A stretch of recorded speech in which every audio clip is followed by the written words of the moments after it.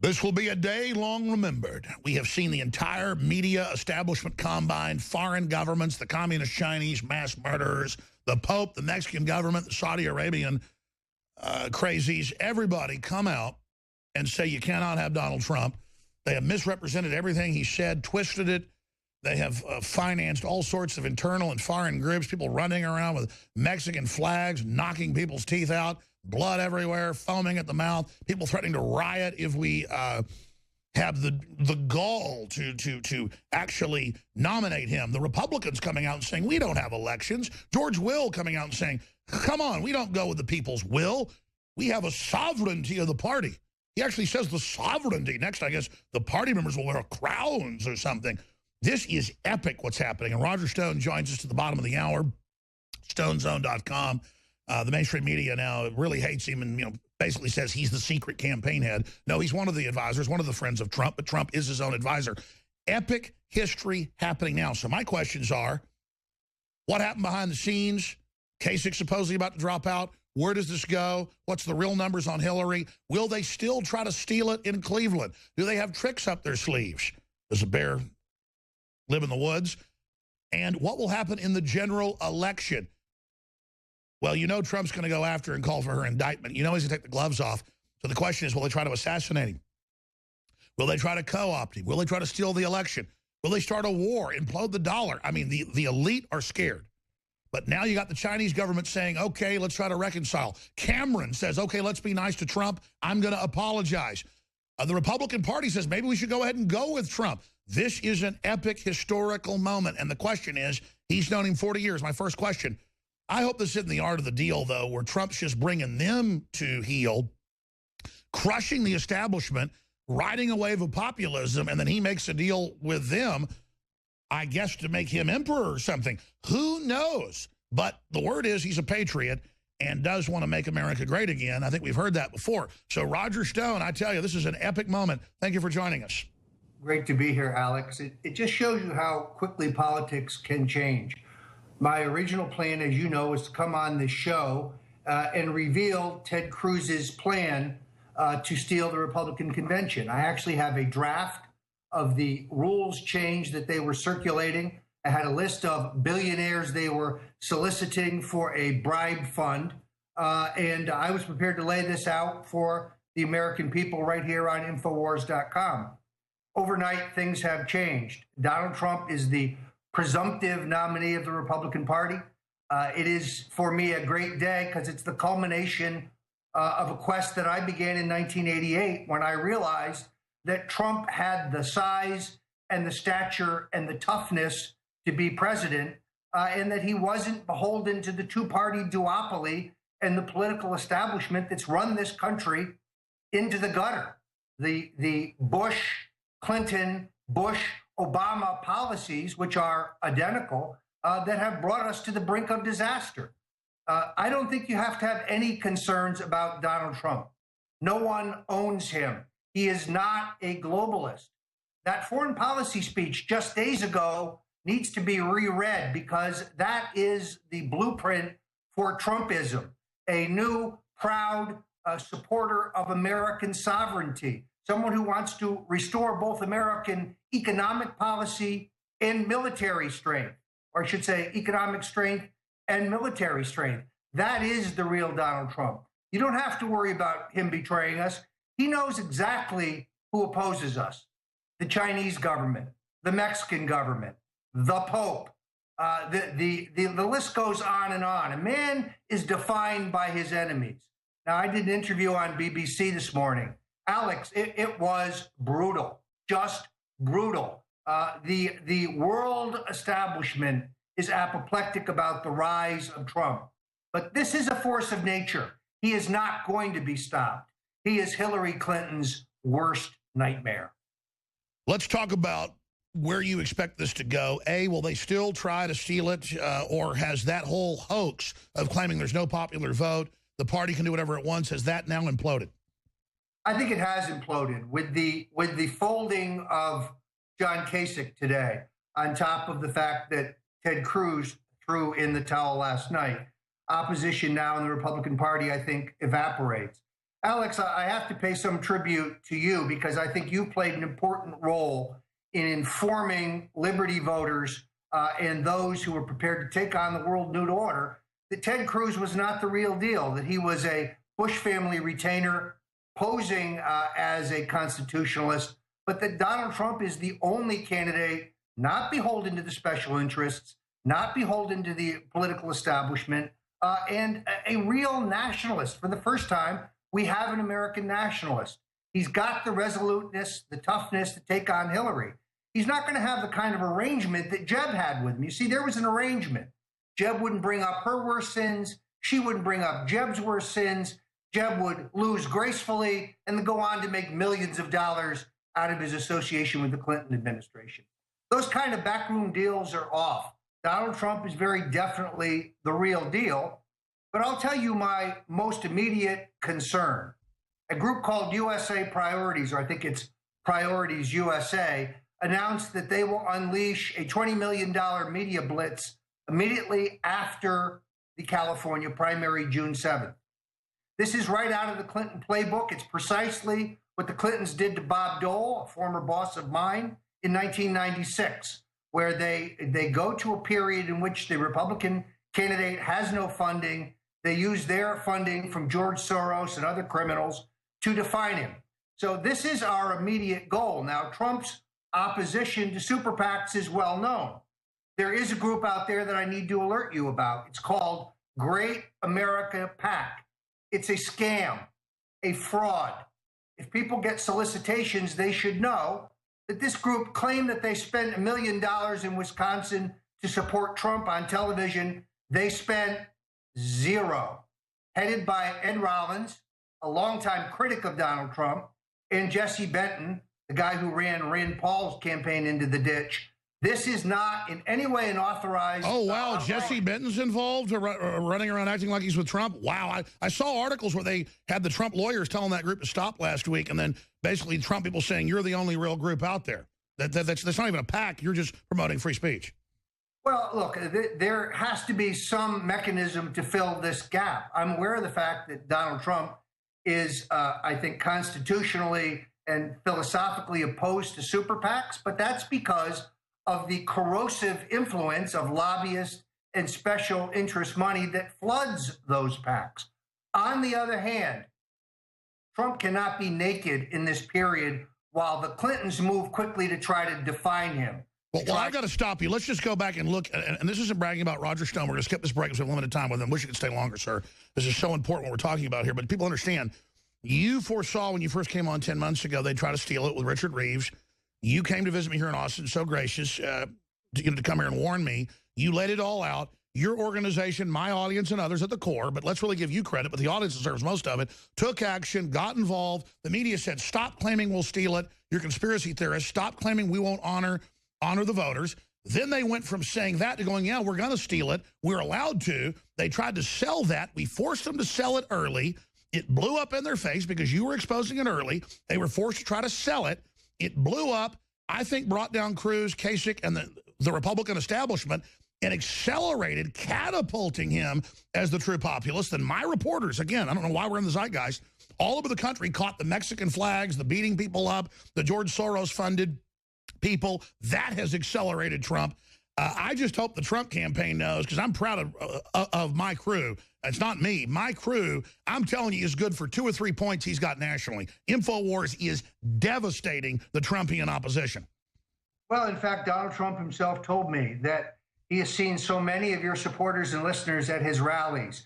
He loves the Hillary for Prison T-shirts, and he knows exactly where they came from. So, Alex, I'm certain that he is grateful for your support and the support of other patriots who have stepped forward here to try to clear the mainstream media myths about Donald. I was about to say, just to interrupt again, it's not about even credit. I want listeners and viewers to know you're having an effect. Stone's having an effect. I am, our crew. This is history. We're in an epic fight, and we are beating the living you-know-what out of the enemy. I'm sorry, Roger. You got the floor. Tell us what's coming next, how we defeat Clintons, how we keep this guy alive, and what we do in Cleveland. Well, look, we all know what Hillary Clinton's greatest single vulnerability is. She claims to be an advocate for women. In fact, her husband is a serial sexual predator whenever you try to say that on CNN, they literally unplug your microphone. They did it to my friend Steve Malzberg. They did it to my friend Kurt Schlichter. They've done it to me. Don Lemon is delusional. He's in denial about the facts. So I have no doubt that the women themselves, brave women, Juanita Broderick, Kathleen Willey, Paula Jones, and Sally Miller, and others will come forward and tell in detail of their abuse at the hands of Bill Clinton and their abuse at the hands of Hillary.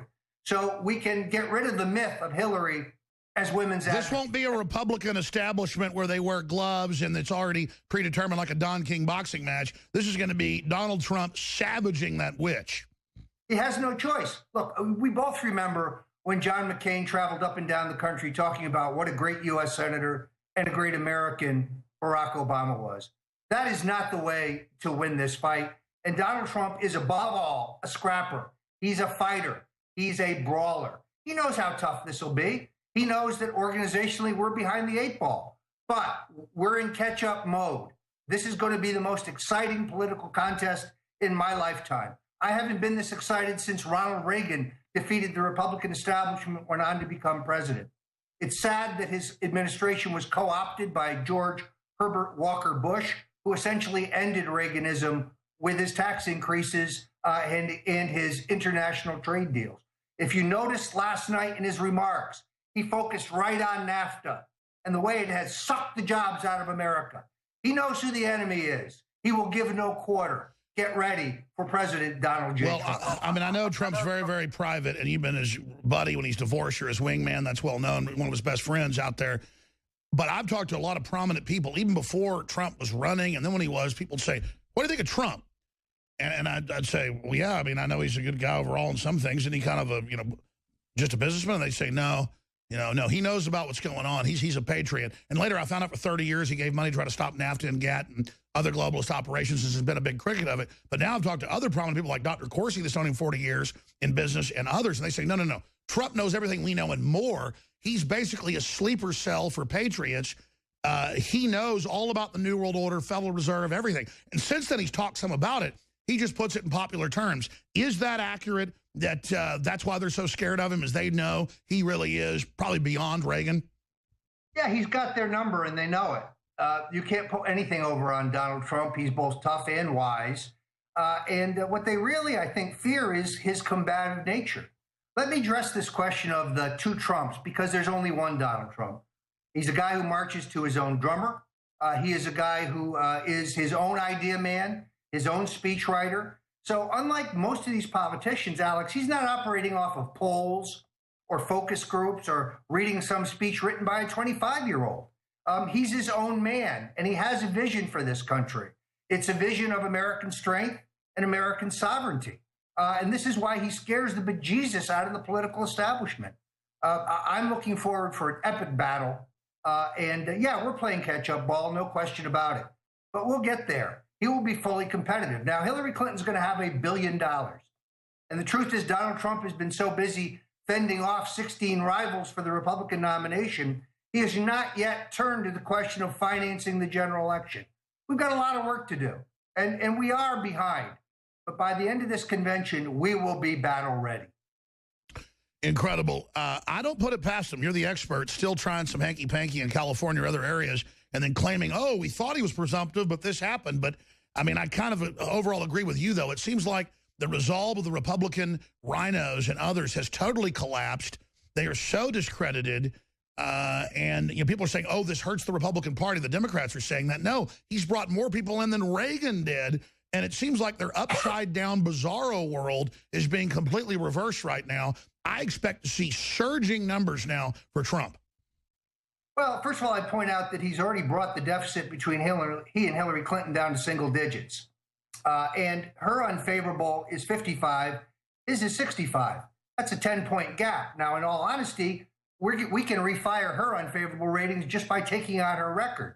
I like a lot of the things that Bernie Sanders says, particularly on trade and war, but frankly, he hasn't gone at her greatest areas of vulnerability. Her abuse of women, her disastrous tenure as Secretary of State, and then, of course, the massive corruption of the Clinton Foundation, which isn't a charitable organization. It's a slush fund for grifters. It's a vehicle for facilitation of multi-million-dollar bribes. I've said it here before, and I'll say it again. Remember, Donald Trump was conned out of giving $100,000 to the Clinton Foundation. He thought he was helping children through a charitable foundation. He didn't know it was a fraud.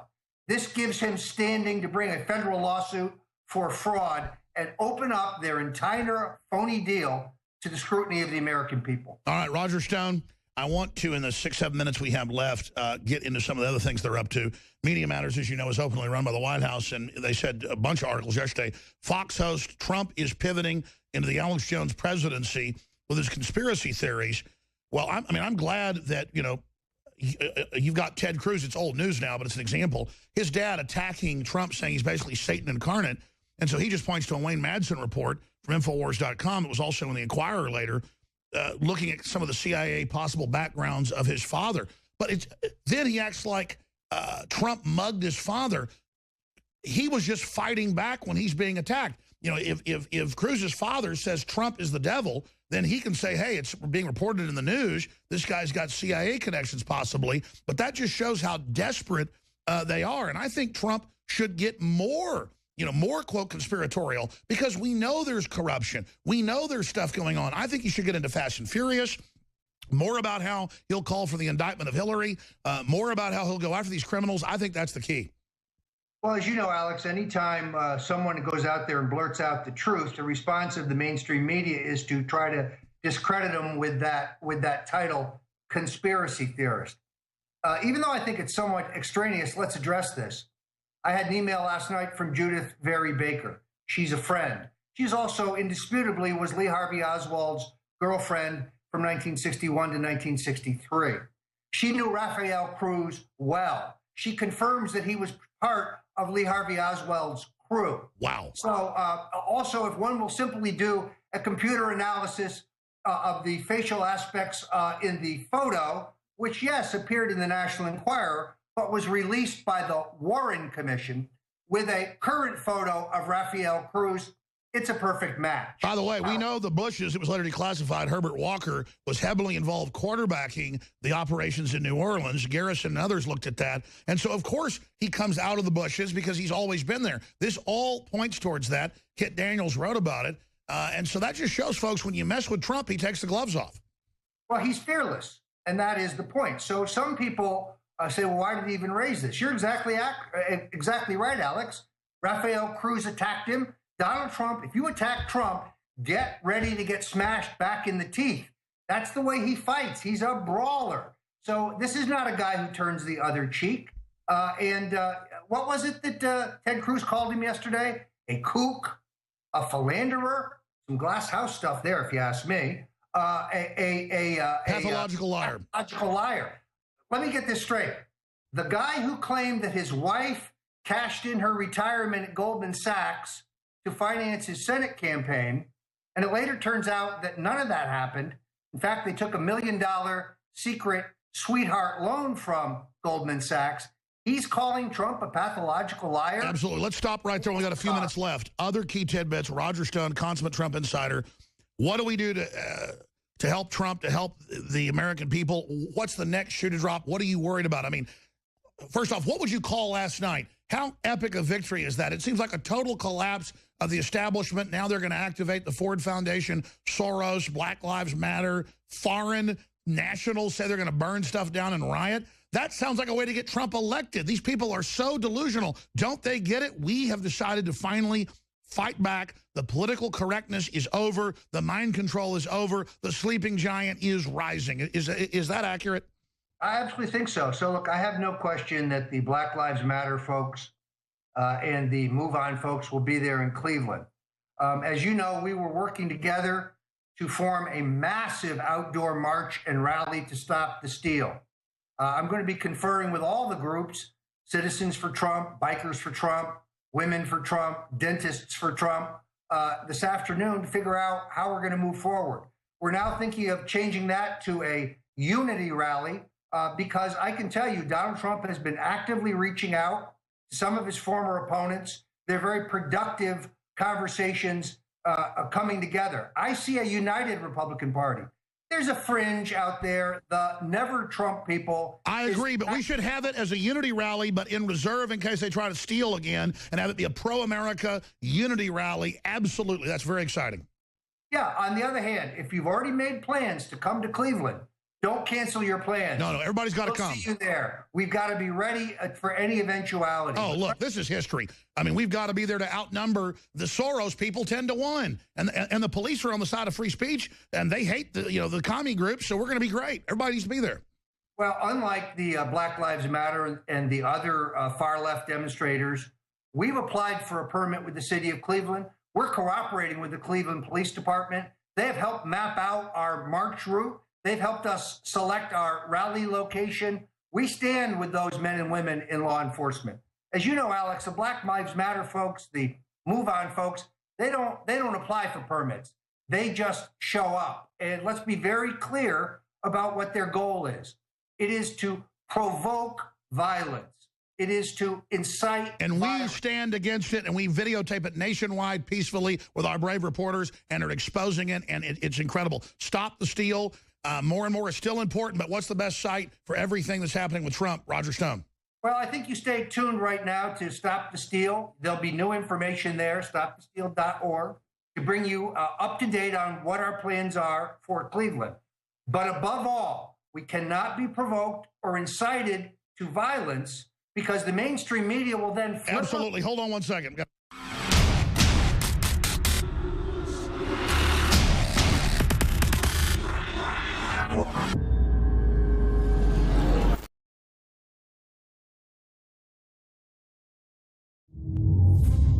The reason I'm here today is to encourage the U.S. Congress to take action to protect our country from its most imminent threat.